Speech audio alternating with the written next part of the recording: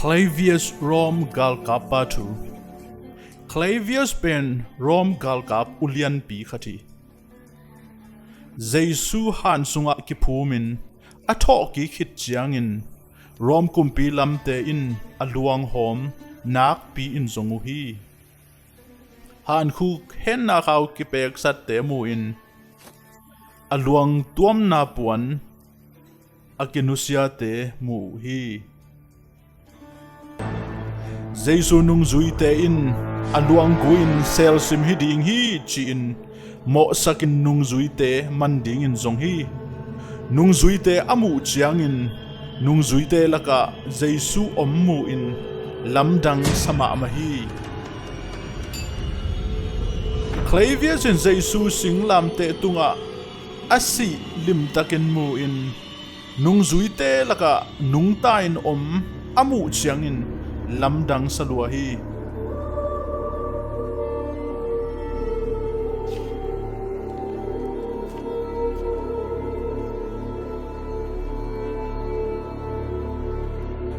alom pa in sia o hinaya nung zui te ding hi man ga in thong den na ni chi hi Clavius in nacha un no kisam non lo hi chi in sol hi alom pa in hinaya nung zui te hi man meng ni chi in bagen hi Clavius in nache un chin asol chiang in makai pi te thu piak mangin gal kap dang te samin Jau hi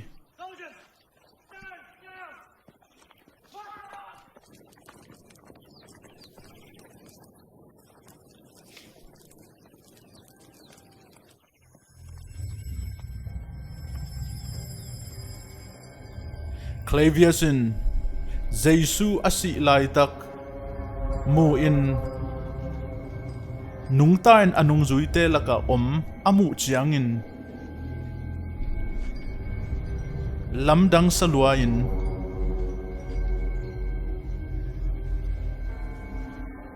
lim takin en hi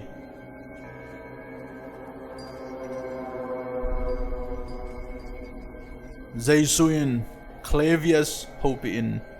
hong pa in hitaka nagal te lo hi chi in samhi tolai takin Thomas avak hong che ina Jesu kianga hongzuan suaki Jesu in Thomas kianga koya pai na hi hiam chi in dong hi Thomas in atopa amu chiangin it lua bekhilowin lamdang salua ahi manin koi pa hi Clavius in Jesu nung ta takpi hi chi amu chiangin lamdang sa in zong pau thailo hi Jesu in Thomas kianga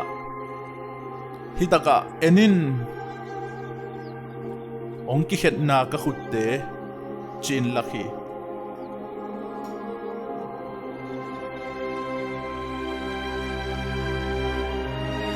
Jesu in Thomas kianga kapang pi zong enin chi in lakhi apang pi alaklai takin Clavius in Jesu pang pi akidot namu hi Clavius in Jesu sin thokik chi amit to chian takin mu ahi manin nung zui te to kitwa in Jesu nung zui swaki